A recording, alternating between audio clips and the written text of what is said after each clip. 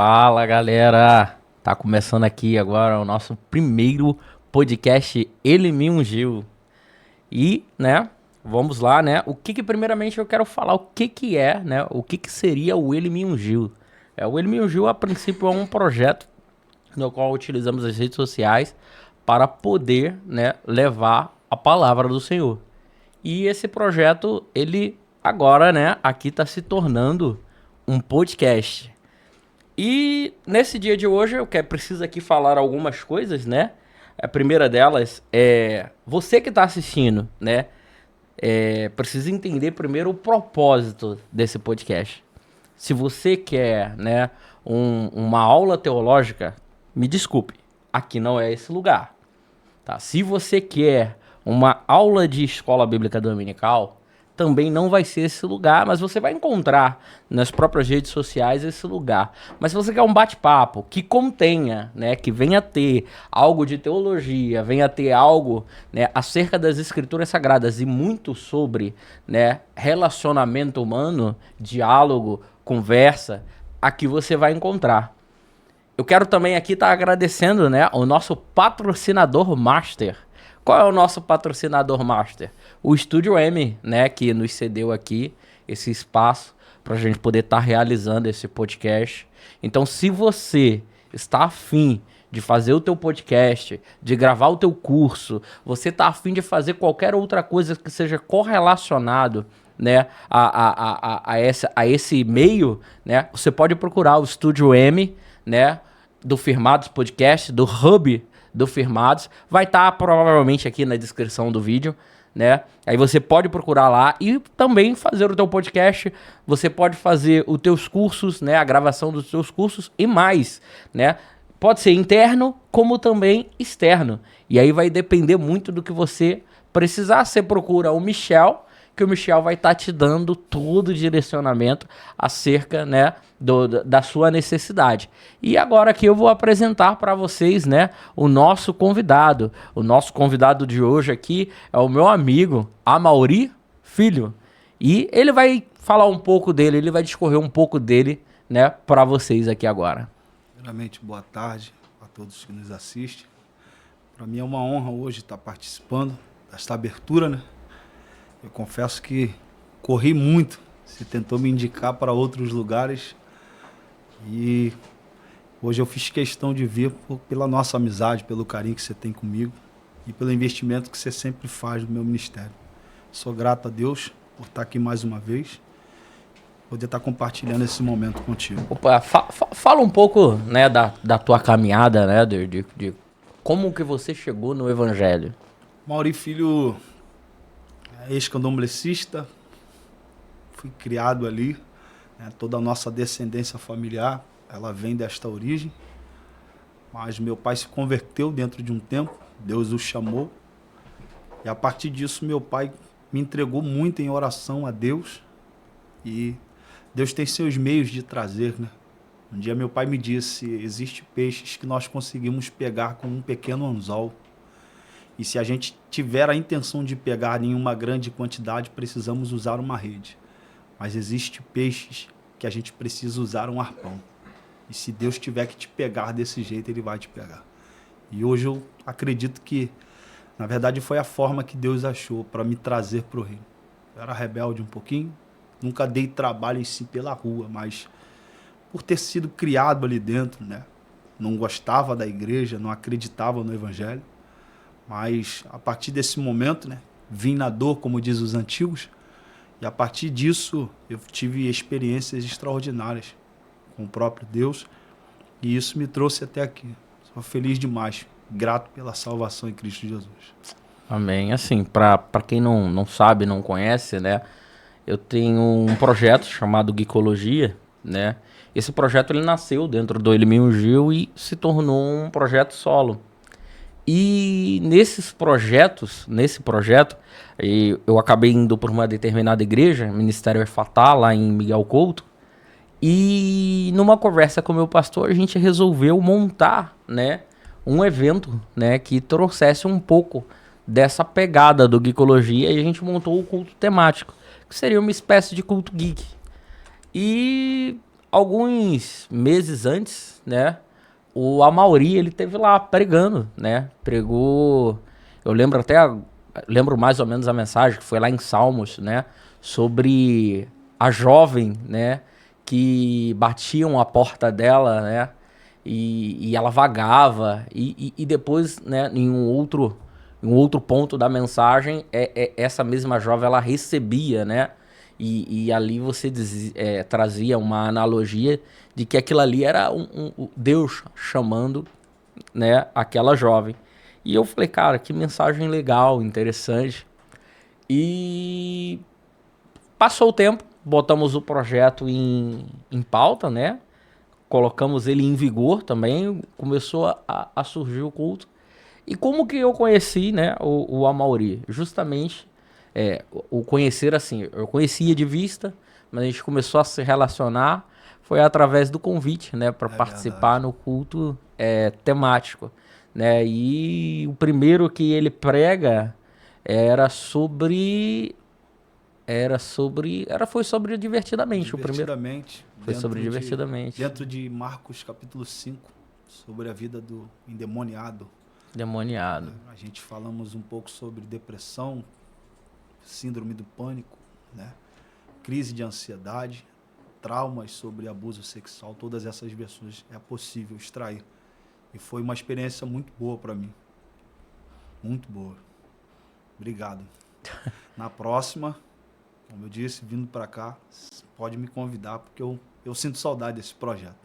Infelizmente não está mais próximo da nossa região, mas para onde você levar, você pode me convidar, que eu faço questão de estar junto, irmão. Então, assim, o que é interessante dessa questão, né, de como conheci, como gerou o relacionamento, é pra gente ver como é que Deus faz as coisas, né? Eu sou de totalmente distante, eu sou de Marapicu, né? Muitos quilômetros de distância. E acabei vindo para Miguel Couto, assim, de uma forma que nem eu mesmo esperava, fazer parte de uma igreja que eu não esperava. E aí conheci, né?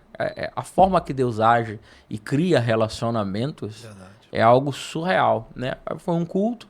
Desse culto começamos a dialogar, conversar, trocar mensagem. E isso foi se tornando uma amizade. Foi bom demais. E isso é interessante. Mas, né, vamos falar sobre aquilo que a gente pretende falar aqui hoje, né? Eu quero que você fale sobre discorra um pouco, né, do que a gente está querendo falar. Né? O tema que a gente separou para esse primeiro episódio, né, foi dentro do sentido de altar, né? Altar reparado, né? E esse altar reparado, ele traz, né, alguns combos juntos, vamos falar assim, né?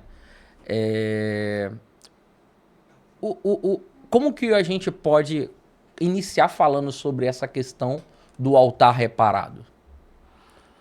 Então, o altar é uma necessidade. E nós temos o entendimento de que, desde a antiguidade, no Antigo Testamento, era o local que prestava-se sacrifício. Então, nesse texto que você usou como base, o que está acontecendo ali é uma quebra de mandamento. E a importância que o altar tem, isso precisa ser falado mais vezes, sabe? Dentro das nossas igrejas, porque essa é uma questão muito particular. Então, alguém que perde o altar, ele consequentemente perderá outras coisas também. Sobre a questão da queda do altar, né? O povo de Israel, né? Ele vai perder, não só em um momento, mas em diversos momentos. O altar Exato. se quebra, né? Não só em Israel, mas assim, eu quero me ater um pouco aqui, né? Mas isso vem acontecendo nas nossas vidas na atualidade, né? O altares se quebram o tempo inteiro e a gente às vezes acha, né, que reconstruiu esse altar, né, mas esse altar ainda está meio trincado. Mas dentro do contexto de Israel ali no período de Elias, né, o altar, ele se quebra. E o que o povo fez para que esse altar fosse quebrado, né? Para que esse relacionamento tivesse ruídos? Contexto entre o capítulo 17 e 18, na verdade é uma quebra de mandamento. Se você abrir Êxodo capítulo 20, verso 5, o próprio Deus disse que esse povo, de fato, eles não deveriam se prostrar a outros deuses, né? Vou fazer uma leitura. No capítulo 20, verso 5, está escrito assim: não se ajoelhe diante de ídolos, e nem os adore, pois eu sou o Senhor, sou o seu Deus, e não tolero outros deuses, e eu castigo aqueles que me odeiam, até os seus bisnetos e trinetos. Então, a questão de alguém que quebra este tipo de mandamento é recorrente ao futuro de alguém que possivelmente ainda haveria de nascer, ou possivelmente estaria neste tempo presente. Como que isso se divide? Você está percebendo que a correção de Deus não só alcança quem quebrou o altar, mas a sua posteridade. Isso é um grande problema. Porque dentro dessa observação é o próprio Deus que está dizendo: eu preciso corrigir, em outras palavras. E a única forma de Deus trazer o povo de volta para esse entendimento é a correção. A disciplina de Deus, ela funciona. E muitas das vezes a gente não consegue entender como é que isso funciona. Então, quando um altar era quebrado, ou o povo entrava em atos pecaminosos vastos diante de Deus, existia duas formas na antiguidade que Deus utilizava para poder trazer o povo de volta. A primeira questão era que Deus tirava todo o cerco protetivo, entregando o seu próprio povo na mão dos inimigos. Isto acontece até no capítulo 25, capítulo 28 do profeta Jeremias. Você observa que o próprio Deus disse que o povo seria transportado, deportado para a Babilônia e passaria um período de 70 anos. E Deus disse: eu usarei o meu servo Nabucodonosor. De fato, Nabucodonosor não é servo em princípio. Deus usa a expressão servo para falar a respeito da vida deste homem como vara de correção para o próprio povo. Então, o primeiro período, a primeira correção, a primeira disciplina de Deus para o povo é essa: tirando todo o cerco protetivo, permitindo com que os inimigos possam entrar a terra, devastar a terra e destruir todas as coisas, assim como acontece no período de juízo. Mas o contexto aqui, como quebra de mandamento, como a gente está se referindo, o que Deus vai utilizar aqui é algo interessante, porque Deus não está entregando o seu povo na mão dos inimigos. Surge um profeta de Tisbe, no contexto do capítulo 17, ele é Elias. Ninguém sabe quem é Elias. Você não vê posteriormente, em contexto algum, alguém que se referia a este homem. Só quando ele aparece no cenário, ele traz consigo um decreto, não uma profecia. Decreto é diferente de profecia.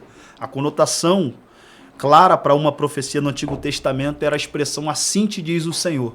Então, quando Elias aparece no cenário, ele diz assim: segundo a minha palavra não cairá chuva e nem orvalho sobre a terra.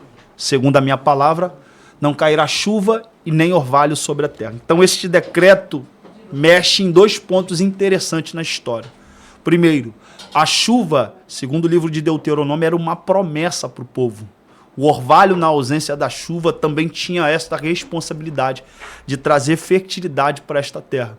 E a prosperidade, ou a fonte da prosperidade desse povo, vinha exatamente desta terra. Então, quando o profeta de Tisbe aparece no cenário e traz esse decreto vai ferir a terra, que é a fonte de prosperidade do povo. Por que Elias decreta e Deus simplesmente confirma o decreto? Porque existe uma disciplina para ser executada. Deus, no Antigo Testamento, poderia ter entregado o povo, mas a intenção de Deus neste tempo aqui não era entregar o seu próprio povo a Deus, era trazer o povo de volta para o altar, e por isso Elias aparece no cenário. Caraca, então assim, tem um negócio interessante aí, por quê? Elias é o líder que é levantado, né, para esse período, para reparar um altar, né? A gente estava conversando aqui em off, né, sobre a questão de lideranças da atualidade, alguns problemas que estão existindo, né, acerca de algumas lideranças que estão deixando de ser líderes de fato para serem dominadores, né? E quando a gente fala de Elias dentro desse contexto, a gente vê que, a liderança ela tem uma importância muito grande, principalmente quando a liderança ela é ouvidos de Deus, ela ouve Deus, né? Ela ouve Deus e se torna a ação de Deus a partir da vida dela. E Elias, ele vai tomar, né, um posicionamento de restaurar um altar que não havia sido ele que havia quebrado. Isso é importantíssimo, essa pergunta é importantíssima. Ele restaura um altar que ele não quebra. E, assim, dentro disso, né, é claro, vamos falar, vamos discorrer um pouco disso, mas só fazer um comentário básico. Hoje, a gente se importa muito com eu fiz ou eu não fiz. Não vou resolver isso porque não fui eu que fiz. Não vou pedir perdão a fulano porque não fui eu que errei. Não vou fazer algo porque não fui eu. Mas o profeta, ele vai lá e ele restaura um altar que sequer ele imaginou em destruir, né? E hoje, nossas vidas são os nossos altares. Nós estamos destruindo-as, culpando os outros e sem o desejo de restaurar. Dentro, né, desse panorama, né, essa visão de Elias, né, sobre restaurar um altar que ele não quebrou, é algo muito importante. Assim, qual a sua visão acerca dessa restauração de altar que Elias faz, pontuando, então, sendo não ele o destruidor daquele altar? Então, primeira coisa que a gente tem que observar a respeito desse texto é o que você acabou de falar a respeito de Elias não quebrou. Alguém que quebra não tem como restaurar. Até porque quando o povo pecava na antiguidade, a função de trazer o povo de volta era do sacerdote. A mensagem tinha um sentido de alertar o povo, anunciar o juízo de Deus ou as bênçãos de Deus, independente do período, né? Deus falava de várias formas.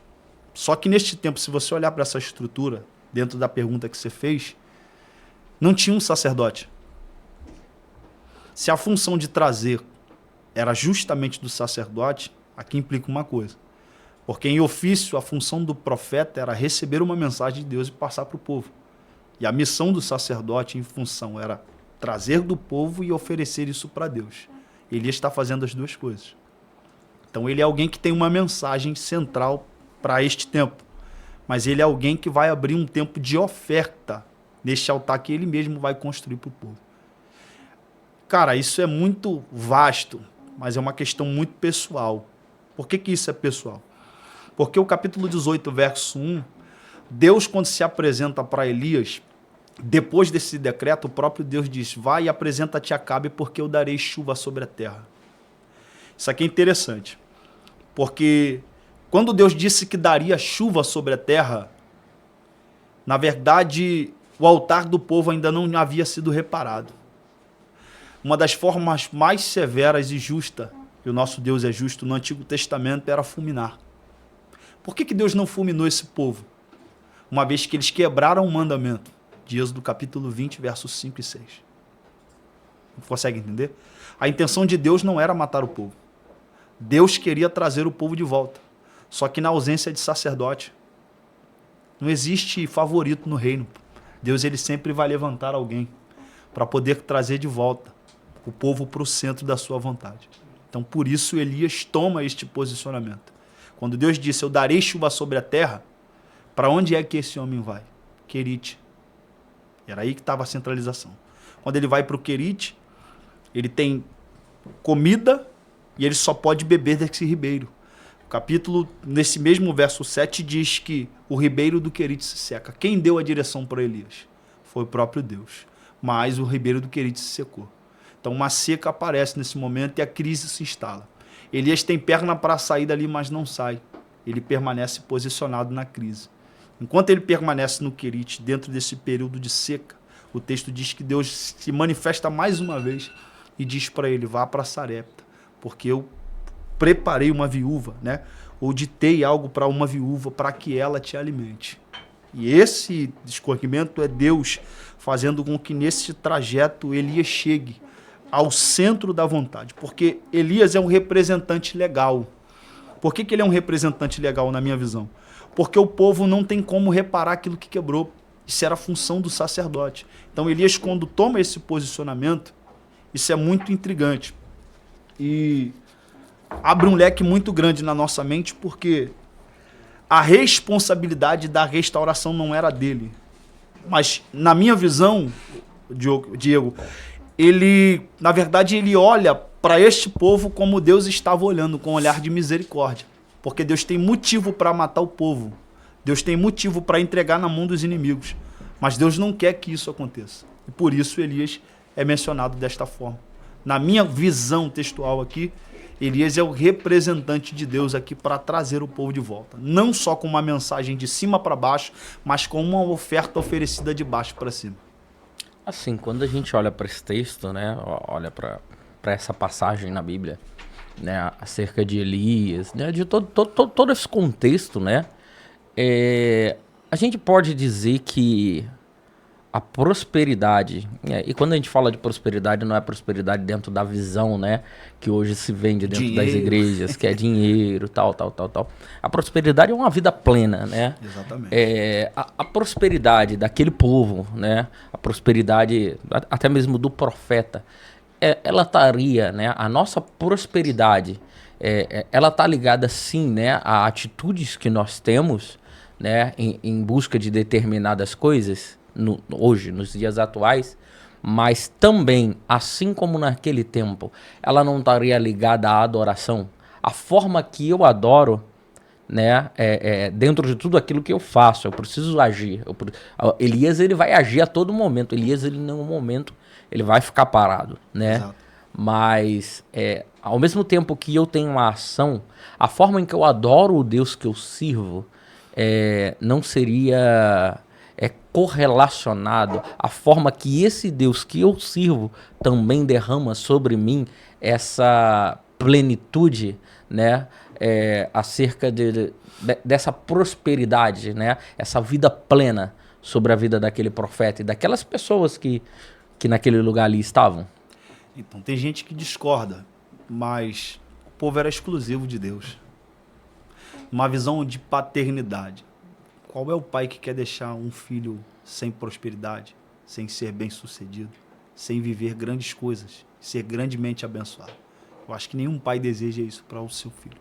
Só que, tratando-se de mandamento, que isso se inicia no contexto, é uma quebra de mandamento, se prostrando, trocando o período de adoração, como você acabou de citar, você pega o texto de Deuteronômio, que está escrito assim: e se atentamente ouvir e guardar os meus mandamentos, ele diz, todas as bênçãos lhe alcançarão. Então, se a gente usar um pensamento nosso, uma vez que a gente cumpre os mandamentos de Deus, inclusive a adoração, que você acabou de dizer, porque esse mandamento está ligado à própria adoração que você acabou de citar. Então, quando eu cumpro isso, eu acredito que Deus, sim, ele manda uma vasta prosperidade assim, em todas as áreas da nossa vida. Nessa questão de adoração, né, saindo um pouco aqui, ainda dentro, né, do que a gente está conversando, eu entendo que tem muita gente que fala questão de adoração, eu adoro. Eu entendo que a adoração, ela tem princípios. Sim. Né? Eu não consigo adorar a Deus se a minha vida de fato não é uma vida de adorador. Como assim? Tem gente que vai falar, eu adoro a Deus, mas não, na verdade tá cantando, tá fazendo um monte de coisa. O culto de 2 horas para ele é suficiente. Menos adorando a Deus. Porque adorar, ela não tá baseado naquilo que eu expresso, né, visualmente falando, mas tá baseado naquilo que eu externo de dentro de mim para com Deus, não para com as outras pessoas. As pessoas têm muito essa confusão, né? De achar que adoração é eu gritar, eu espernear, eu dar cambalhota. E aí tem gente que vai falar, não, deixa eu adorar do meu jeito. Né? Eu não tenho nada contra quem né, faz... É mais quente. Determinadas coisas. Mas o que eu entendo, assim, é que a adoração, ela tem muito mais a ver, né, com o que é interno do que com o que é do que aquilo que eu externo. Eu posso estar gritando e não estar adorando.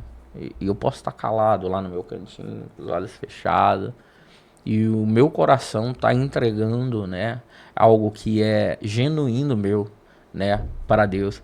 E dentro da vida do Elias eu vejo muito isso, né?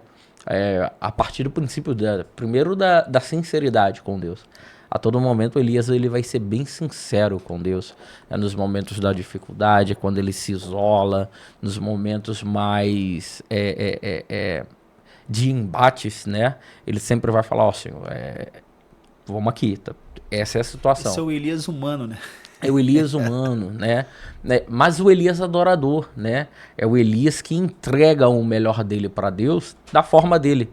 Ele não grita, ele não sabe, não faz estripulias. Não tô falando que, quem faz isso não adora, né? O que eu tô falando é que isso não conota uma adoração. A adoração é algo interno. E Elias, a história, né? O decorrer da história de Elias é muito interessante porque ele vai ser muito diferente dos outros profetas dentro de uma totalidade, a ponto de ele ser levado por Deus, né? Ele ser arrebatado por Deus. Então, assim, essa questão da adoração é muito interessante pontuar, porque eu acredito que a adoração genuína, ela não é uma virada de chave na vida das pessoas. Ela é o apontamento de que essa chave já virou em algum momento. Então, E é o que aconteceu um pouco na vida de Elias. se a gente usar uma visão do Novo Testamento, em João 4, está escrito que o Pai está à procura dos verdadeiros adoradores, que o adoram o Espírito em verdade. A questão não é que tenha falso no meio. Se você fazer uma observação clara no texto, você vai perceber que ele está falando a respeito de algo que é interno. Você precisa saber o que você está fazendo. Tem verdade naquilo que você faz? Essa é a grande questão. Como você disse, música não é adoração. Na minha concepção, não é. Eu acho que um outro ponto importante que a gente observa nesse verso é que o próprio Cristo diz, né? O texto nos revela ali que a adoração ela não pode acontecer se não houver espiritualidade, né? O adorar em espírito. Isso é o que falta em muita gente. Que a gente pode ser muito bom em conhecer muitas músicas que estão por aí, e algumas são muito bíblicas, são boas, só que o entendimento daquilo que faço é o que falta. Então, quando eu não conheço de fato a soberania de Deus, não tive essa experiência, acredito que eu não consigo prestar o que de fato é uma adoração a Deus. Sim, cara, isso é muito interessante. E eu acho que o público, né, que vai assistir isso, poderia guardar muito um pouco essa questão de adoração em tempos que a gente vive meio conturbado. Por que eu canto? Acerca dessa informação, né? Entende? Por que eu estendo as mãos? Esse sentido. Por que eu tenho que levar uma vida regrada? A gente precisa ter esse entendimento. Entende? Eu acredito que isso está faltando, cara. Levar as pessoas a esse entendimento, isso está faltando muito na gente. Porque parece que a galera tá andando em círculo. Tá andando em círculo, o tempo tá passando, né? E nada tá acontecendo. E aí a gente se torna cumpridor de liturgia, indo para um culto de 2 horas ou 2 horas e meia, indo para casa e vivendo a mesma fase, dia após dia. Alguns com uma vida promíscua, né? Mas num culto de domingo conseguem entregar dessa forma. Então, para ele, 2 horas e meia de culto é suficiente para conhecer Deus, e não é. Vida de renúncia, você precisa conhecer as Escrituras, você precisa gastar tempo e vida de oração. Tudo isso vai te aproximar de Deus. A partir do momento que você se conectar desta forma, aí sim você vai entender qual é o sentido real da adoração a ponto de se entregar na sua totalidade. Então, assim, dentro dessa questão que tu falou, né, de entrega de uma totalidade, né, e a gente tá falando de Elias, a gente vê que Elias, ele fez isso, mas dentro do texto, né, que a gente discorreu um pouco aqui, vai falar sobre Querite, Serepta e Carmelo. Eu vejo que Deus, ele não faz nada por acaso. Nada é feito por acaso. Existe alguma correlação entre esses três locais? E tem algum significado nisso? Existe algum significado nisso? Então, querite significa cortar e colocar na medida. Sarepta, lugar de fundição, ou fundição em si. E como o Monte Carmelo que você acabou de citar, significa campo fértil. Então, existe uma significância. Cortar e colocar na medida. Cortar e colocar na medida. Isso te lembra o quê? Todos nós passamos pelo período da poda. Todos nós que fomos chamados por Deus e temos ministério, existe o momento da poda. Existe o momento de Deus nos colocar na medida. É onde Deus vai tirando os carrapichos. O contexto não mostra que Elias tinha. Mas todo aquele que tem um grande chamado, você pode ter certeza. Em algum momento, Deus vai precisar cortar alguma coisa. Colocar esta pessoa na medida para que ele use. Fundir. A expressão fundir ou fundição ali é dar sentido, né? Estruturar a origem de algo. O que isso te lembra? Todo aquele que é cortado ou colocado na medida por Deus, ele precisa ter firmeza naquilo que recebeu, sabe? Ter estrutura, receber tudo isso. E isso é algo, né, que é exclusividade de Deus. É Deus quem dá isso ao ser humano. Então, Deus coloca em um processo, corta, tira de um processo de colocar na medida e leva para a fundição. Como refinar, né? A fundição ela utilizava essa questão também de refinar, né? E Elias ele passa, na minha visão, por esses dois lugares, né, que tem essa significância. E ele vai para o campo fértil. Por que ele vai para o campo fértil? Porque a preparação começa no corte, certo? Depois que ele passa por Sarepta, para onde é que ele vai? Ele vai para o Carmelo, como você disse, que é o campo fértil. Por que ele para no campo fértil? Porque o contexto da quebra de mandamento é a adoração. E o Deus que está sendo adorado na quebra de mandamento dizia ao povo que trocou a adoração que era este Deus que dava toda a fonte de prosperidade que o povo tinha na terra.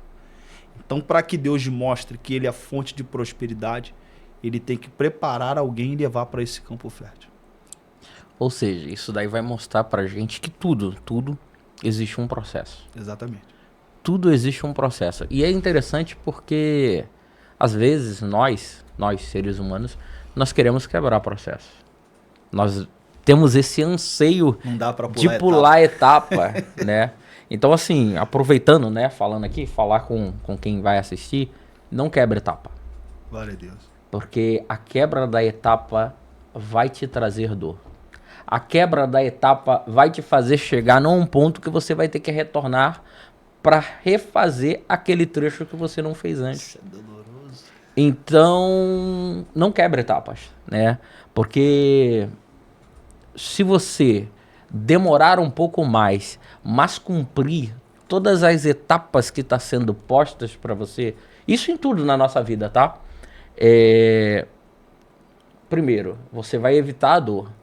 E segundo, você vai trilhar o caminho corretamente e não vai precisar retornar aonde você pulou. Então você que está assistindo esse podcast, né, leve para si, ouça, né, esse conselho e guarde para si. Né? Além disso, quero te pedir, né, se inscreve no canal, curta e deixa aqui embaixo seu comentário acerca daquilo que está sendo discorrido aqui na nossa conversa, né? Fale o que você pensa acerca do assunto, o que você acha, os pontos, né, que você concorda ou discorda, né? Se aqui a gente está falando alguma heresia, também pode, porque heresia acontece mesmo. Tem não. É o próprio texto, tem não. Não. Então, assim, você vem jogando aqui o que você pensa, o que você acha, né, pra gente junto, né, dialogar acerca desse tema, porque estamos aqui nesse bate-papo, mas você participa desse bate-papo conosco. Então Deus corta, Deus dá estrutura e leva para o campo fértil. Quando ele chega no campo fértil, o que acontece? Porque o contexto no pé, Elias faz um convite. O Monte Carmelo é um monte rochoso, certo? Ele é um monte rochoso. Você já subiu o monte? Já. No antigo? Já. É bom, né? Só que tem alguns montes que as pessoas sobem, como eu já peguei também, que é dificultoso. O acesso ao arraial, ao lugar da oração, né? É dificultoso. E o Carmelo tem esse sentido. Geograficamente é um monte rochoso. Tratando-se dessa visão da chegada no campo fértil, Existem 450 profetas, mais 400, então são 850 homens. Aí Elias convida para que esses homens subam o Carmelo. Aonde Elias está, nesse exato momento, antes do convite, seria, na verdade, um lugar exato para que ele iniciasse uma batalha, ou o sacrifício que o próprio texto se refere. Mas Elias faz um convite para que esses homens subam ao Carmelo juntamente com ele. Você consegue ter o entendimento disso? O porquê que Elias convida para que esses homens subam ao Carmelo? Porque subir cansa, Torres. A subida em um monte, dependendo do local ou da altitude, cansa muito. Então, se eu estou aqui embaixo, é mais fácil iniciar o que preciso aqui embaixo. Eles sobem, quando chega lá em cima no Monte Carmelo, o texto diz que quem inicia o ataque não é Elias, são os profetas de Baal. Como é que eu te convido para uma guerra e permito você iniciar o ataque? Não faz muito sentido. Elias arrancou a guerra de baixo e transportou a guerra para cima. Como quem diz, lá embaixo vocês têm força, mas aqui em cima quem tem força sou eu. Todos nós sabemos, de fato, aonde é que Deus nos honra nos nossos momentos de guerra. Elias sabe o que está fazendo, irmão. Elias sabe o que está fazendo. E assim, é interessante, né? Assim, toda essa passagem, ela vem trazendo alguns pontos pra gente, mas quem lê, né, esse trecho fala, cara, pô, mas não era mais fácil já fazer ali mesmo, né? E a gente vê assim, eu vejo, né, não é à toa que Elias ele vai ser, né, arrebatado por Deus. Eu vejo muito, ainda assim com suas limitações, muito relacionamento, né? Relacionamento entre Elias e Deus, né? E dentro de tudo que a gente está discorrendo, né? A gente falou sobre adoração, né? E não existe adoração sem relacionamento. Não existe adoração sem relacionamento. Não existe vitória sem relacionamento. A gente pede muitas coisas a Deus, né? Mas a gente esquece do principal, se relacionar com Ele. É importante. É muito importante. E a gente vê eu sou de um período que, quando eu me converti, a igreja desejava e ansiava da presença de Deus. A igreja buscava. A gente subia a monte porque a gente queria sentir, ter mais. A gente queria vivenciar coisas diferentes que a gente não havia vivenciado antes, né? Pode ser uma impressão minha, não sei, né? Mas eu vejo assim, que hoje as gerações atuais, elas estão muito mais preocupadas com o exterior que elas podem apresentar para os outros do que com o interior, o relacionamento que elas têm com Deus. E isso, né, me transporta lá para João 14, né, 14, 15 ali, que Jesus vai se reunir com os seus discípulos. Tem uma coisa que Jesus vai falar e que me marca muito nos dias de hoje, que é: obras maiores farão. Eu fui de uma igreja que eu via pessoas cuspirem câncer. E ó, deixa eu te falar, não era uma Assembleia de Deus, né, que as pessoas buscam, né, os dons. Não, era uma igreja batista. Nossa. Pessoas cuspiam câncer, sabe? Pessoas eram curadas de cadeira de roda, andavam. A mãe da minha filha, na época, a gente era jovem, a mãe da minha filha, ela tinha um problema de policistos. E Deus curou, cara. Deus curou. E aí eu tenho aí hoje aí minha filha aí, pô, incrível. O que eu quero dizer com isso? É que as pessoas se preocupam com tantas coisas. A dificuldade de subir, vamos colocar assim, dentro das escrituras, né? Dentro daquilo que a gente está discorrendo. A dificuldade de subir me impede de me relacionar com Deus e ouvir o que Ele tem para me dizer no meu íntimo, então eu não subo. Ou melhor, eu não subo porque a minha vontade de ficar é maior do que a voz de Deus me mandando ir para um outro lugar onde eu vou vencer. Existe uma quantidade muito grande, né? 850. Isso é espantoso para um homem só. Na minha concepção, eu acho que se fosse outra pessoa, correria. certo? Só que o problema em Israel nunca foi quantidade. Entende? O problema em Israel sempre foi a minoria.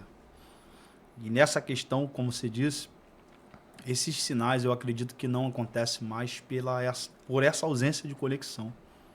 Sabe, o sentido da oração fervorosa, de buscar a Deus com intensidade, com verdade, com o coração aberto. E isso está muito escasso, entende? Porque trazendo para essa visão que a gente está discorrendo a respeito desta batalha que acontece no Carmelo, essa batalha acontece no altar, cara. Essa batalha não é feita por meio de espada e nem lança, entende? A batalha, na verdade, ali no Carmelo era para que acontecesse uma manifestação, né, do único Deus. Então, muitos acreditavam, né, trocando a adoração, de que Baal era esse Deus. E Elias, quando aparece no cenário, dentro dessa questão de fazer o reparo de um altar que ele não quebrou, se você observar o que está ditado dentro desse altar, tem um sentido muito grande e muito proposital nas expressões que Elias utiliza. Acho que está assim: então Elias disse a todo o povo: achegai-vos a mim. E o povo aproximou-se, e Elias reparou o altar do Senhor. Olha o detalhe: que estava em ruínas. Por que Elias faz esse convite? Porque, em primeira mão, o ataque começa no altar que está sendo construído, né? E quando os profetas de Baal prestam seu sacrifício, não há resposta, há ausência de resposta. Alguns até brincam quando pregam essa mensagem, dizendo que Elias caçoou. Grita mais alto, talvez ele esteja dormindo, e essa informação está no texto. Só que um detalhe que a gente precisa guardar aqui é o fundamento desse altar que Elias está reparando. Porque no 30 que a gente leu, Elias faz um convite.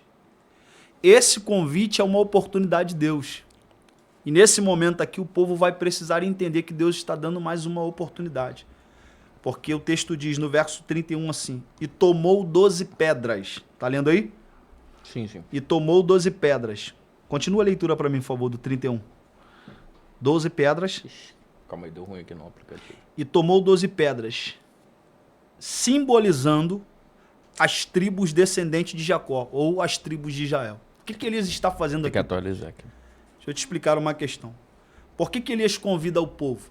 Por que Elias toma 12 pedras? Você lembra na antiguidade, no Antigo Testamento, um pouco para trás, a gente falando de quebra de mandamento, como é que Deus se manifestava no meio do povo?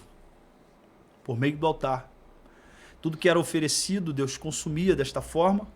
Só que, se você pegar um panorama, né, uma visão geográfica, em desenho, para você entender esse sentido, você vai perceber que nesse tempo as tendas, né, ou as tribos ficavam em volta do tabernáculo de Deus.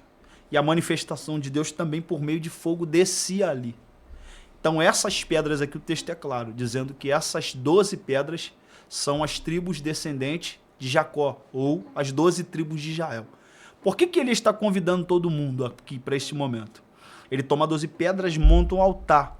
Porque quem faz a observação de que esse altar está sendo reparado vai ter uma lembrança. Qual é a lembrança?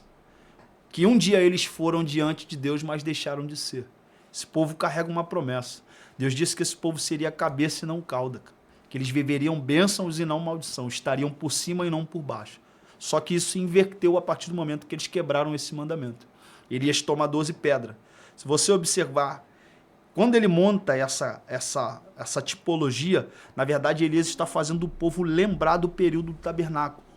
Então eles entendem que Deus está dando mais uma oportunidade. Só que na mente do povo ainda há algo oscilando a respeito da adoração que eles trocaram. Se você ler o verso de número 31, 32, 33, 34 e 35, é o que Elias gasta para reparar esse altar. 31, 32, 33, 34 e 35. É o tempo que Elias gasta para reparar esse altar. Guarde isso. Se você observar o verso 36 e 37, é o período que ele ora. Se você observar o verso 38, é o momento que Deus responde com fogo nesse altar. Onde foi que ele gastou mais tempo? Reparando ou orando? Reparando. Você pode ter a intenção de guardar isso. Por quê? Se você observar, o tempo de oração é muito curto para o tempo do reparo. Só que o tempo da resposta de Deus para o povo aqui é muito rápida. E é isso aqui que me chamou a atenção demais. Porque Elias está mostrando que reflexo de respostas imediatas não vem da quantidade de voz que gasto diante de Deus em oração, mas do quanto me submeto a reparar o que quebrei diante dele para que ele me responda. Tem gente que está orando 3, 4 anos e simplesmente não entende o porquê que isso não está acontecendo. Porque ora demais, mas repara de menos. Então a gente precisa trocar a rota. Reparar para depois praticar a oração. Elias está mostrando que toda oração feita extensa, sem reparo no altar, traz para nós frustração e ausência de resposta. Nossa. Então, a gente precisa entender o seguinte, né? Dentro disso tudo, Deus é um Deus que ele só quer de nós o reconhecimento daquilo que fazemos. Ele só quer de nós que nos arrependamos, né? Dos nossos erros e das nossas falhas. E eu acho que isso é o que as pessoas não conseguem compreender, né? Tudo isso daí foi falado, eu acho que entra dentro da ideia do que é a graça, né? Porque nós achamos que conquistamos algo com grito, né? Conquistamos algo com as nossas forças, quando na verdade eu só preciso reconhecer que eu erro. Exatamente. Reconhecer minhas falhas. Reparar o altar que tá trincado. E quando reparado, ele tá ali posto, né? Ele tá ali disposto, né? O altar a receber o sacrifício. Isso a gente trazendo dentro da ideia do Antigo Testamento. Mas quando a gente aplica pra gente hoje, né? Quando o altar ele é reparado, ele tá ali para poder receber a graça de Deus. Exatamente. Só que o povo não tinha moral para fazer isso nesse tempo. Essa é a grande questão. Você conseguiu abrir a Bíblia? Conseguiu? Travou, tá travado. O versículo 38. Olha o que está escrito aqui. Então o fogo, a resposta de Deus, caiu e consumiu o holocausto. É o primeiro elemento. A lenha e o fogo lambeu a água. Olha isso. E o fogo lambeu a água. Não sei se está assim na sua tradução. A expressão aqui é muito clara. Que Deus está provando algo. Porque esse sacrifício quem presta é Elias. Mas não é para ele em si. Esse sacrifício, na verdade, que Elias está colocando nesse altar, depositando em prol da vida do povo. Só que um detalhe que mexe muito comigo aqui é esse. E o fogo lambeu a água. Fogo tem língua, irmão? Não. Então, a expressão para algo que é provado, se fala de língua, se lembra de quê? Paladar. É algo que está sendo provado. A expressão hebraica para a língua é lachon. Por que isso está acontecendo? O contexto do verso 30. Achegai-vos ao povo. Deus está provando se o caráter da aproximação é arrependimento de fato. Porque tem gente que se aproxima do altar, vê tudo que está sendo executado, chora, rola de um lado para o outro, mas se arrepender não se arrepende. Então tudo isso que está acontecendo aqui, essa significância que Elias está depositando, Deus vai provar se o caráter desse sacrifício que Elias presta pelo povo, de fato, carrega um sentido de arrependimento. Porque desde a antiguidade, havia ofertantes que ofertavam, mas não se arrependiam. Então Deus sabe de fato que nem só o sacrifício prova para ele de fato que o povo se arrependeu, mas as atitudes após o momento do sacrifício. Que tem gente que é muito bom em sacrificar, isso é fato. Mas ele é muito ruim em se arrepender. Então, se não se arrepende, não adianta ter sacrifício. A grande questão levantada aqui é que o texto diz que o fogo consumiu as pedras. Só que essas pedras que a gente leu no versículo de número 31 são as 12 pedras que simbolizam as tribos de Israel.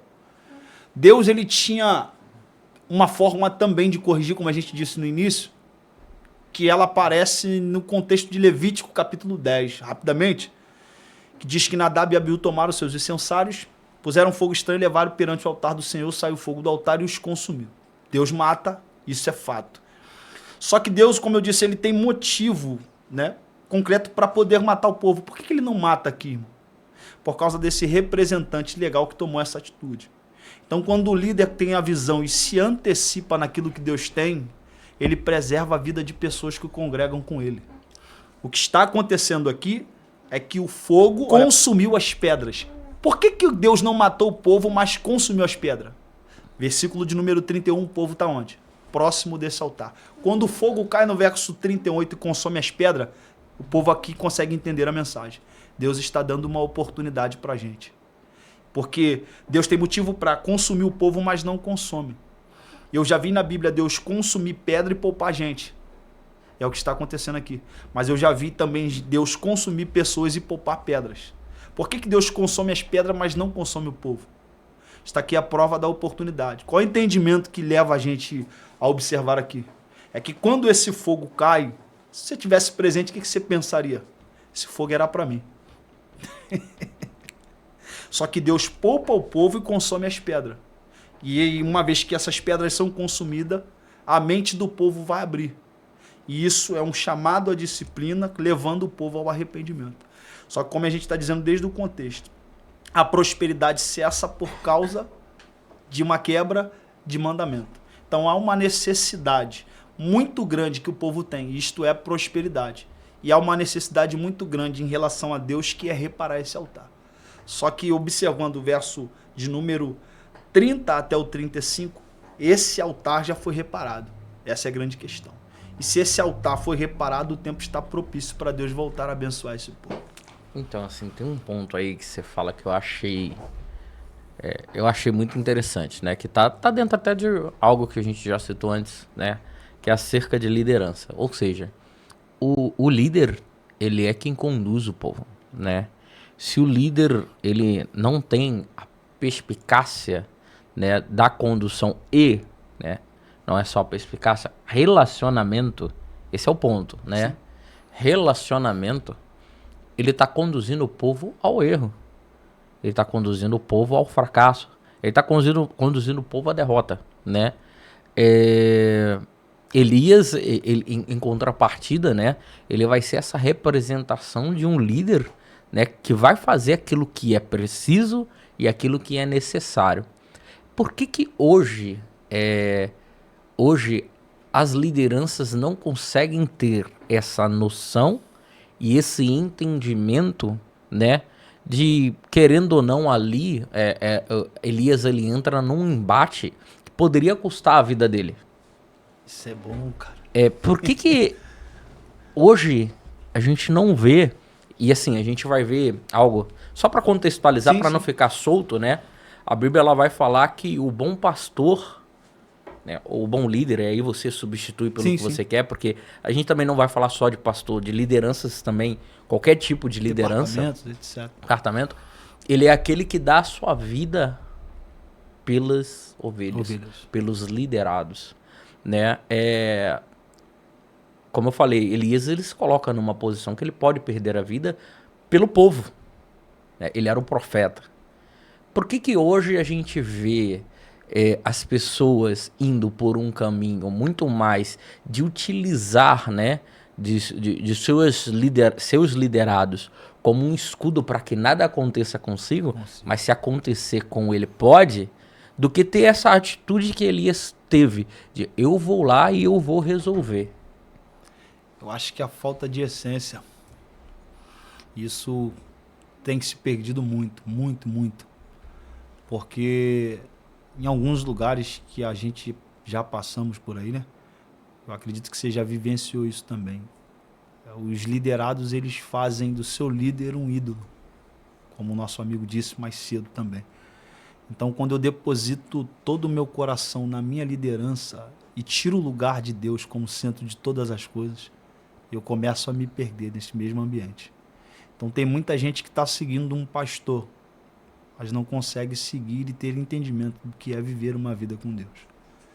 Por mais que nessa igreja ou neste lugar tenha uma boa mensagem, sabe? A visão dele não está nesta mensagem. A visão dele não está em se conectar com Deus, sabe? Porque nem sempre é falado sobre eternidade. Como diz meu pai, Amaury Braz, pregam sobre a rosa, mas não falam sobre o espinho, né?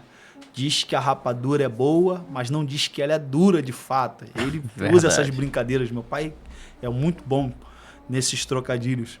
E eu acho que a gente precisa ter o entendimento de que uma igreja bíblica e um líder bem posicionado, ele influencia pessoas. Deus capacita esses homens para que eles possam fazer com que outras pessoas possam alavancar. Porque eu acredito que dentro de toda a congregação ou toda a igreja, como a gente está falando aqui, existe da parte de Deus um tempo para cada um, né?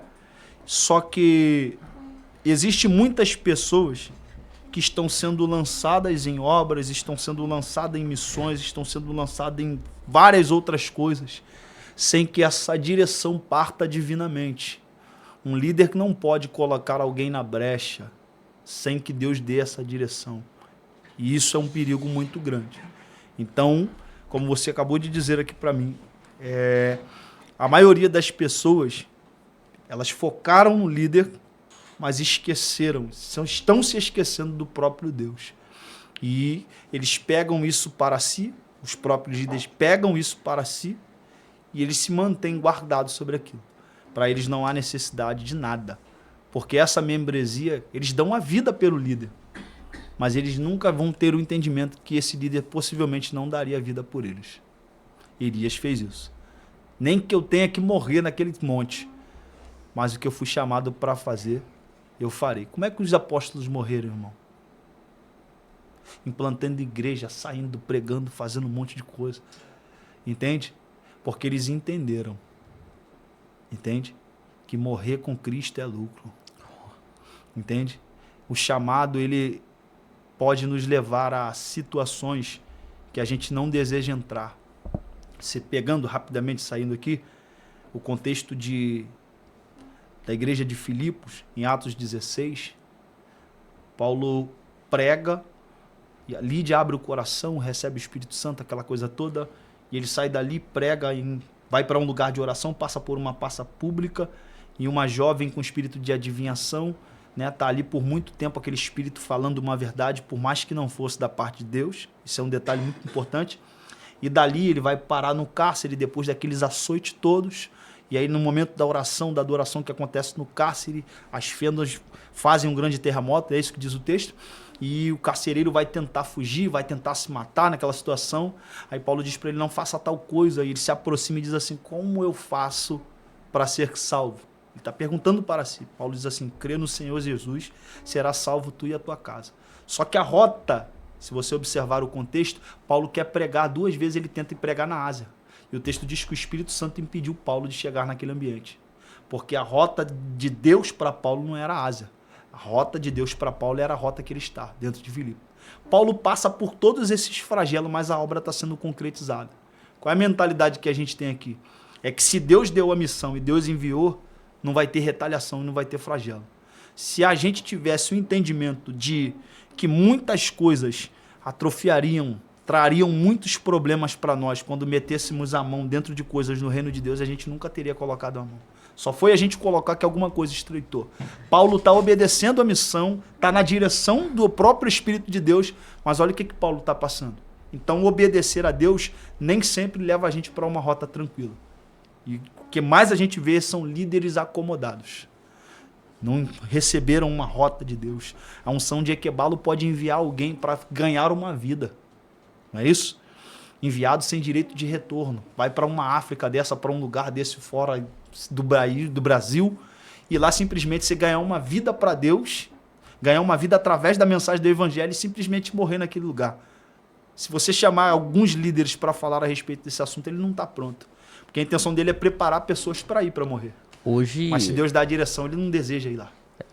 Hoje a igreja ela perdeu essa essência. Perdeu essa essência. Né? Porque, assim, a gente vai ver não só, né, dentro do período bíblico, né, do Novo Testamento, né, lá na igreja primitiva, mas ao decorrer da história da igreja, a gente vai ver pessoas que vão morrer como pessoas que lutavam de fato né? Os escritores, a gente vai ver aí Jan Hus, né? A gente vai ver mais à frente os missionários moravianos, né? Que se vendiam como escravos para perder sua vida pelo evangelho. E hoje a gente vê pessoas que vendem suas ovelhas como escravas para poderem ficar ricos com o evangelho.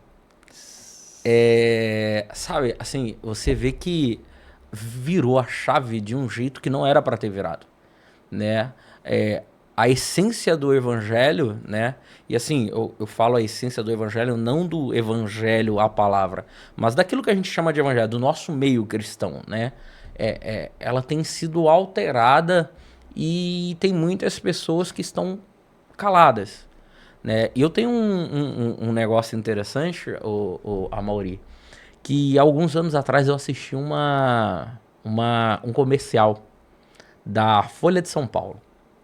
E esse comercial, ele começava, quem puder, até procura aí no YouTube, tem no YouTube que eu já vi. Esse comercial, ele começa dizendo assim, ó, esse homem, ele pegou uma nação falida e mudou completamente essa nação, ele tinha muitas dívidas, algo assim, né? E conseguiu tornar essa nação uma nação super rica, mudou a economia, mudou o sentimento das pessoas que moravam nessa nação, que se sentiam inferiores e começaram a se sentir ultranacionalistas e tal. Isso fala muitas coisas boas, né?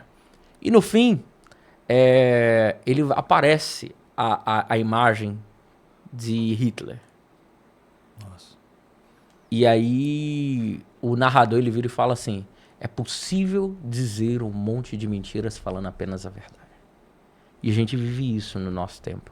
As pessoas contam muitas coisas boas. Isso é sério que você diz, cara? As pessoas contam muitas coisas boas, mas escondem aquilo que é ruim e que pode mudar todo o assunto, né? A gente vai ver aí, a gente vive aí períodos de guerras e guerras, né? Aí tu vai olhar um noticiário, a narrativa é de que a Rússia invadiu a Ucrânia sem motivo nenhum. Um lado. O outro lado, a Ucrânia vai dizer não. A Rússia vai dizer não, invadimos a Ucrânia porque lá tinham Ns, né? Que não dá pra falar aqui porque vai dar ruim depois.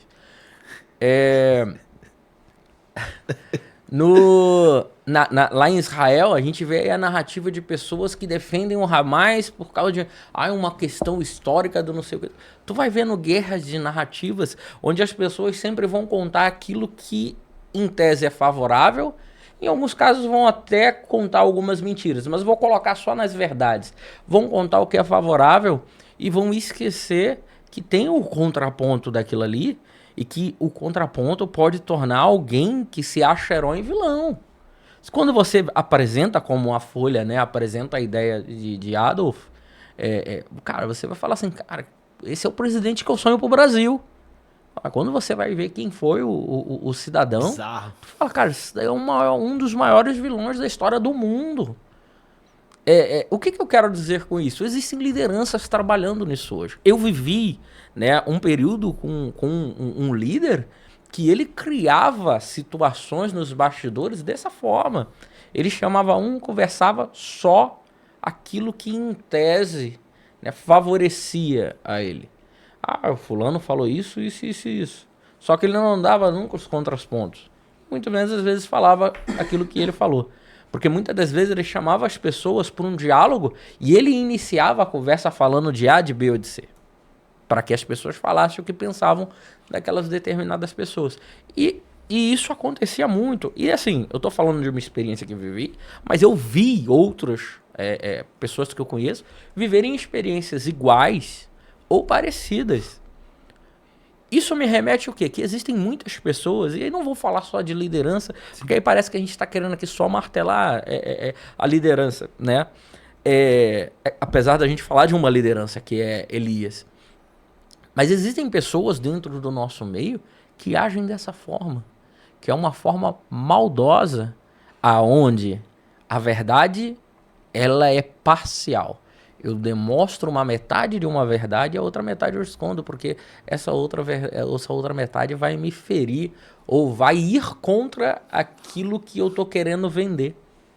E isso é complexo hoje em dia no nosso meio. Acontece muito. E dentro dessa... A gente não perder o foco do reparo ou da restauração, que é o nosso tema, depois que esse altar é reparado, e algo interessante aqui, tratando-se do perfil de liderança, como você disse, porque a partir desse momento que Elias ele repara esse altar em prol da vida do povo, Deus responde, Elias poderia simplesmente abandonar o povo, já que o altar está reparado. Existem líderes que levantam pessoas, restauram pessoas, mas não permanecem com ela. Acho que isso não faria muito sentido, porque uma vez que você ajuda alguém a se levantar perante a Deus, você quer ver até onde essa pessoa vai. Você quer investir ainda mais nela. Elias é o perfil de liderança que não só investe no momento da queda, mas ele investe também no momento que alguém está em pé. Até porque o contexto, quem disse que daria chuva foi o próprio Deus. A chuva era uma promessa para Israel. Na ausência da mesma seródia, o orvalho tinha essa responsabilidade de regar a terra. Então são 3 anos e meio de seca, como ele decretou. A terra está há muito tempo vivendo a seca, a crise se instalou por causa dessa idolatria ou dessa quebra de mandamento. Só que quando esse altar é reparado, se você observar o texto, depois que esse altar é reparado, há um texto aqui que muda muito a nossa visão a respeito do que diz, no que diz respeito a abandonar alguém.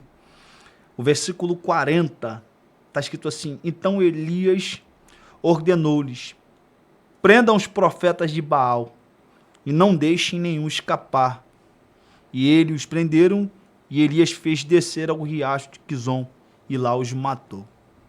Então, o primeiro detalhe que a gente observa nesse verso é que Elias entrou na frente do povo, na direção de Deus, comprou a briga do povo, restaurou o altar pela vida do povo, e os profetas de Baal, que eram uma total influência física neste momento, Elias está executando. Então o líder não pode só levantar e dar norte. Ele tem que tirar aquilo que afastou o seu povo do meio do seu próprio povo. Por isso os profetas de Baal estão morrendo.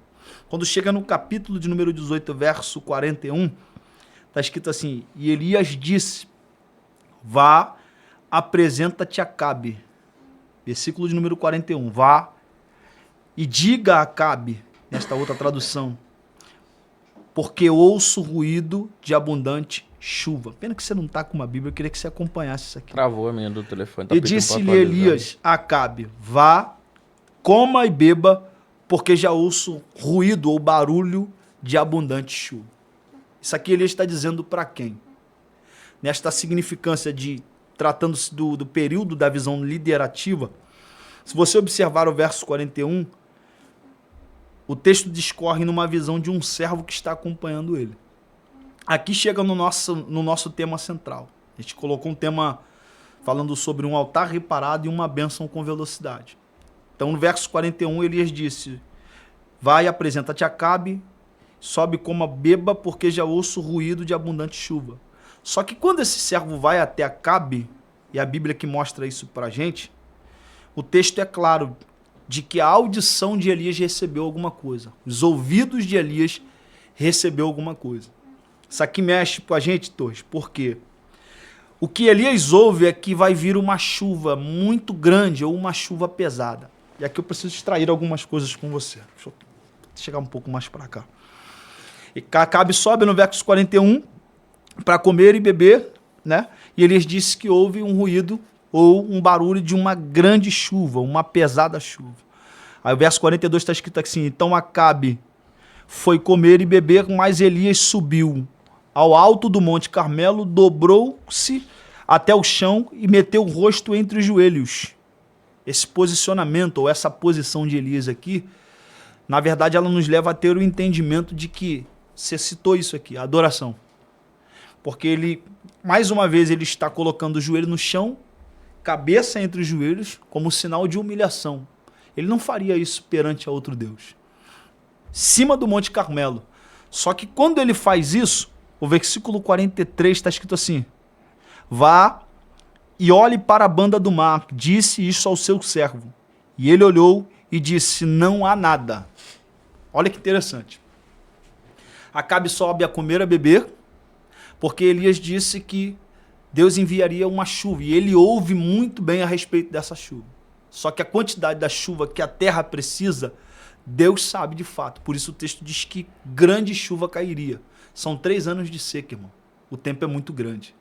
Só que quando ele dá a direção para esse servo subir, esse servo vai procurar um sinal. Olha a importância da influência de um líder. Esse servo está andando com Elias, e uma vez que Elias dá a direção, ele vai buscar um sinal no versículo de número 43. Só que quando ele retorna, no versículo 43 está escrito assim, não há nada. E essa fala é do próprio servo. Então, versículo de número 1, Deus disse que daria chuva. Versículo 41, Elias ouve a respeito da chuva. Quando o servo vai buscar esse sinal, o texto diz que Elias está em submissão, adoração, período de oração. Só que quem está indo buscar o sinal para o povo não é ele, é um servo. Então, assim, nesse ponto, né? Antes da gente continuar, eu quero até falar aqui com o público, né? Você que tá aí, você se inscreve, curte e comenta, né? Aqui embaixo sobre o que você tá achando, sobre, né, as suas percepções acerca de tudo que foi dialogado aqui, tá? A gente já tá se encaminhando aí para nossa reta final e eu vou te fazer a seguinte pergunta. Como que a gente faz para poder entender, né? Eu sei que aí tu já falou que um está lá, né, em submissão. Sim. E o outro que vai não tá. Mas como a gente consegue ter esse entendimento também trazendo uma aplicabilidade para os dias de hoje? Porque não é diferente nos dias de hoje. Tem alguém que entende a direção de Deus, né, que sabe. Por que essa pessoa entende? Porque ela está debaixo de uma direção. Exatamente. Porque ela está debaixo de uma submissão. E vai existir outra que não vai entender e vai, às vezes, muitas das vezes, questionar e às vezes até trazer uma má notícia, né? Porque a nossa ideia acerca de evangelho é trazer uma boa notícia. Sim. E vão existir pessoas no nosso meio que só veem o lado negativo de tudo, tá? Mas para a gente não fugir, né, da pergunta, como que a gente faz para poder entender essa diferenciação dentro da mentalidade desses dois, né? Tendo em vista que né, só ouviu. Sim. Só ouviu, né? Ele não precisou ir lá para saber o que estava vendo. E o outro viu e não acreditou que poderia vir aquilo que o outro havia ouvido. Então, essa expressão que o senhor usou a respeito do servo está no verso 44. Só que a questão aqui, você pediu para interpretar, quando ele cita no verso 43, não há nada, o que Elias disse para ele? Torne lá por 7 vezes. Não precisa ser teólogo para entender que o 7 é o número da perfeição. Isso aqui a gente pode interpretar como uma campanha. Tem muitas igrejas que fazem campanha. 7 vezes. O que faz esse homem se movimentar é justamente a palavra que ele recebe. A função de Elias é orar nesse momento. E a função do servo é buscar o sinal. A função do líder é orar. A função de um pastor é orar. Mas a responsabilidade de buscar o que precisamos, isso aqui cabe a nós. Ele vai à primeira, não vê o sinal. Vai à segunda, vai à terceira, vai à quarta, vai à quinta, vai à sexta. Tem gente que na terceira semana, dentro de uma campanha, se não vê resposta, ele desiste. Esse servo aqui recebeu uma palavra. E ele está se movimentando debaixo dessa palavra que recebeu. Quando ele vai às 6 vezes, ele não vê nada. Quando ele chega na 7ª, o verso 44 está escrito, e na 7ª vez disse seu servo, eis que eu vejo. Então quem não vê no início, consegue ver no final. Por que ele consegue ver no final, mas não vê no início? Porque todo começo é dificultoso, todo início é dificultoso. Então, crendo naquilo que recebi, eu só preciso seguir aquilo que a minha liderança me instruiu. Um bom líder sabe de fato quantas vezes é necessário nós se movimentarmos debaixo de uma palavra para receber o que Deus tem. Quando ele vê lá do outro lado, ele vai dizer assim, eis que se levanta do mar uma nuvem pequena como a palma da mão de um homem. Então a citação desse servo aqui é que o sinal apareceu, mas ele é muito limitado. Porque no verso 41, Elias disse que a chuva seria abundante. Não faz sentido. Qual é o entendimento que a gente desenvolve aqui? Se você vê um céu muito carregado de nuvens, você entende o quê? Vai vir uma tempestade, vai vir uma grande chuva. Você se prepara, bota capa de chuva, guarda-chuva dentro da mochila. Você sai todo equipado. E às vezes a gente não consegue ter que ficar na calçada, se abrigar num lugar mais alto. Só que tratando a visão do texto aqui, vamos usar um pensamento ocidente nosso.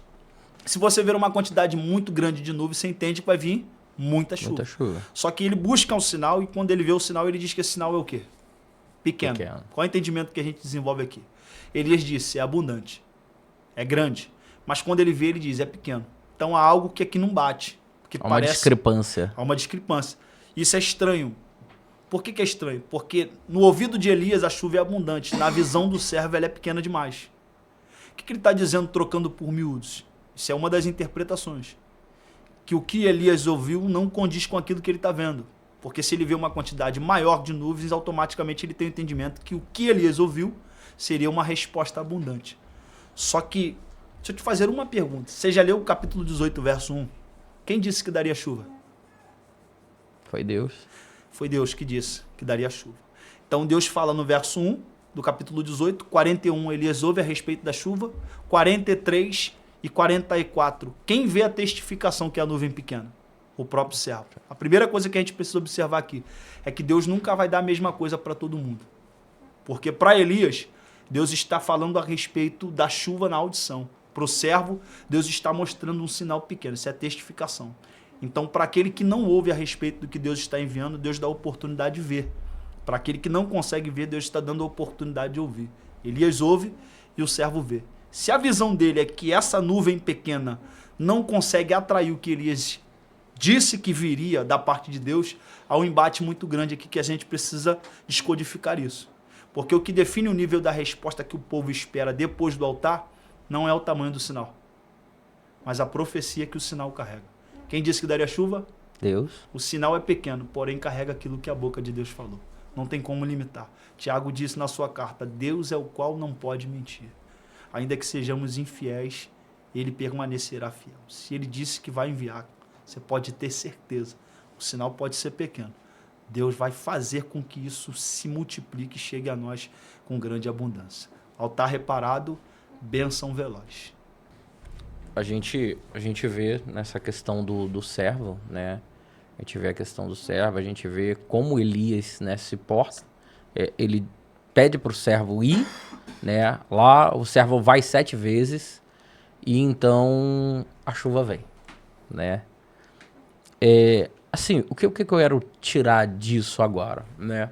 A chuva veio e aí então todos viram que de fato aquilo que Deus falou aconteceu. E aí eu quero trazer algo para os dias de hoje, né? Porque assim, a gente precisa entender que tudo que a gente vai falar acerca do reino precisa ser aplicado no agora. Por que as pessoas, na atualidade, elas só conseguem entender que é Deus, ou que é a manifestação de Deus, ou que é Deus falando, ou que é Deus fazendo, quando de fato já acontece? Tendo em vista que muitas das vezes, né, as pessoas dizem que foi Deus quem disse, que Deus quem fez. Exatamente. Quando na verdade não foi Deus. Elas associam aquilo que não era para ser associado a Deus, e quando Deus de fato diz, quando Deus de fato fala, elas não conseguem ouvir. Isso me lembra João 14, né? Jesus ele vai falar, vai falar, não turbe o vosso coração, crede de Deus em mim. Aí fala que vai para a casa do Pai, porque lá vai ter várias moradas. Ele vai preparar para retornar e buscar os discípulos. E aí vira Filipe. Fala, ô mestre, mas pô, mostra-nos o Pai. Isso é interessante. Tava ali, sabe? O tempo todo. O tempo todo. A associação... Quem vê a mim vê o Pai. A associação de Deus, né, é feita de uma forma que muitas das vezes não é a correta. Aí Deus me disse. É uma coisa que eu vou pegar que é muito natural. Você trabalha com jovens, né? E eu trabalhei um tempo com jovens. Namoro. Deus falou que é o varão da minha vida. Rapaz. Mentira! Uma vez eu virei por uma eu era muito mais jovem. Eu devia ter ali no entorno dos meus 20 anos, né? E tinha uma amiga que ela namorou um rapaz que era conhecido meu. Não, Deus Aí, por uma segunda vez, Deus falou. Na terceira vez, eu virei pra ele e falei assim, cara, pô, me desculpa, mas esse negócio de Deus falou não dá. Você falou 2 vezes, Deus é mentiroso, então, pô. Porque não foi. Essa pessoa ficou chateada comigo, tal, tocou a vida dela.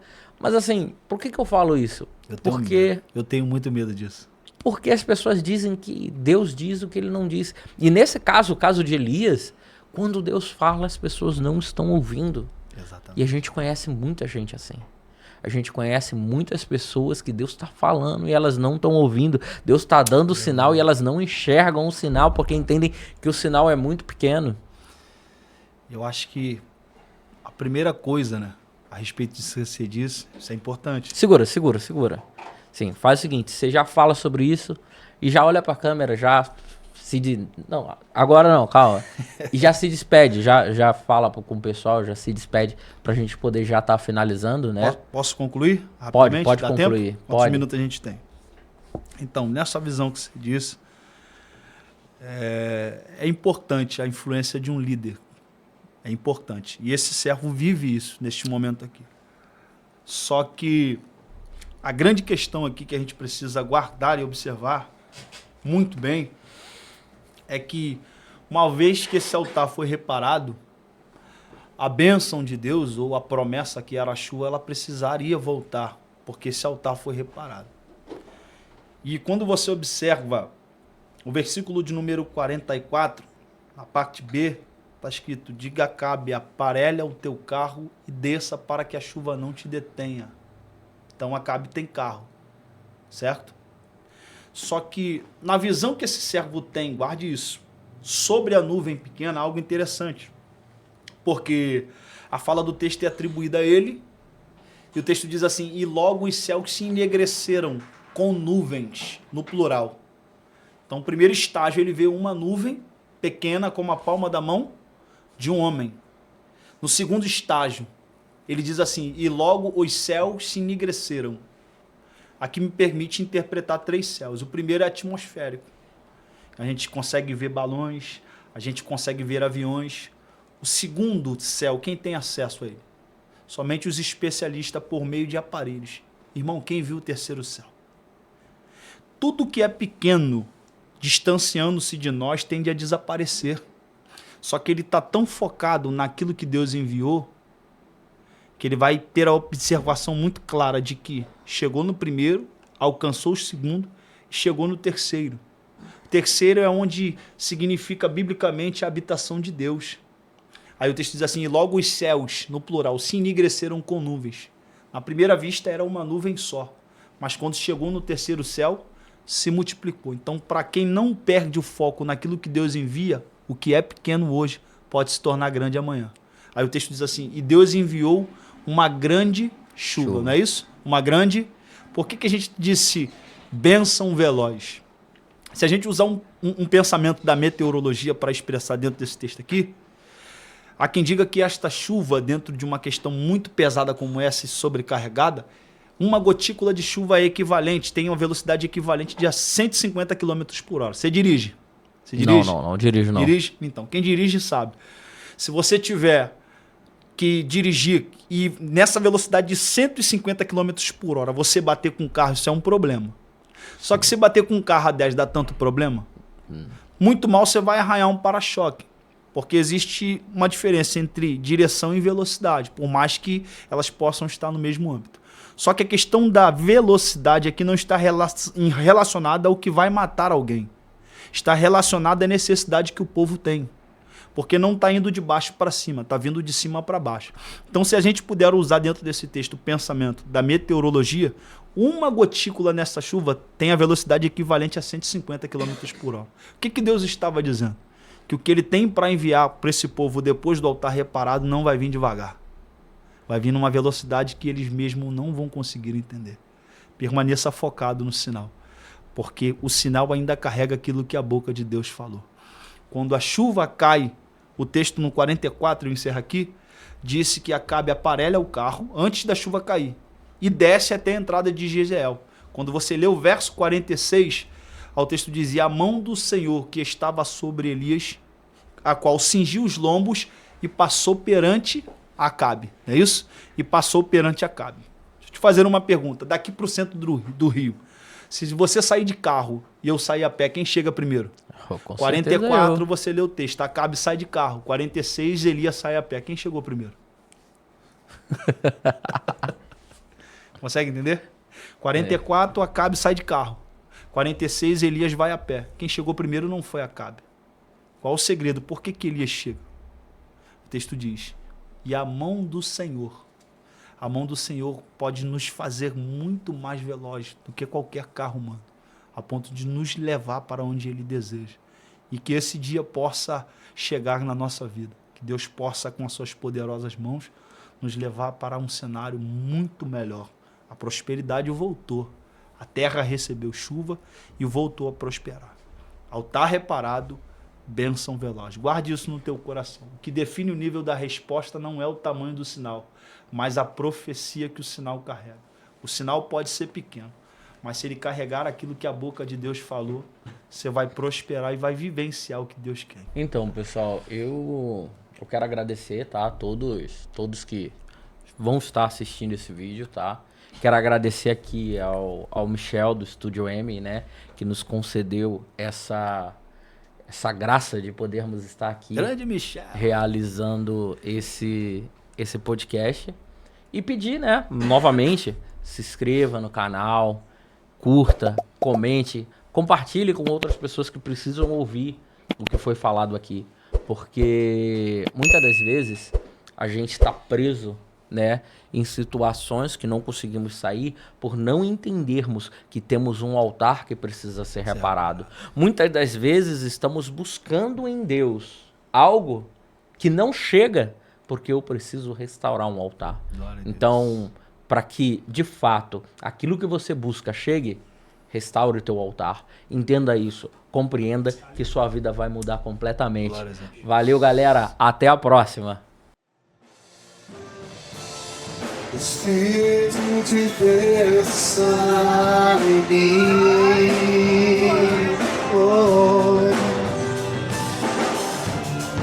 Espírito de Deus,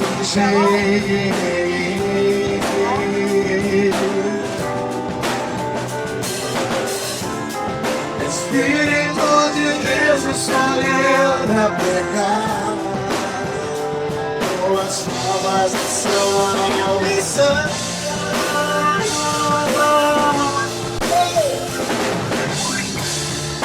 Tem-me um cio para viver.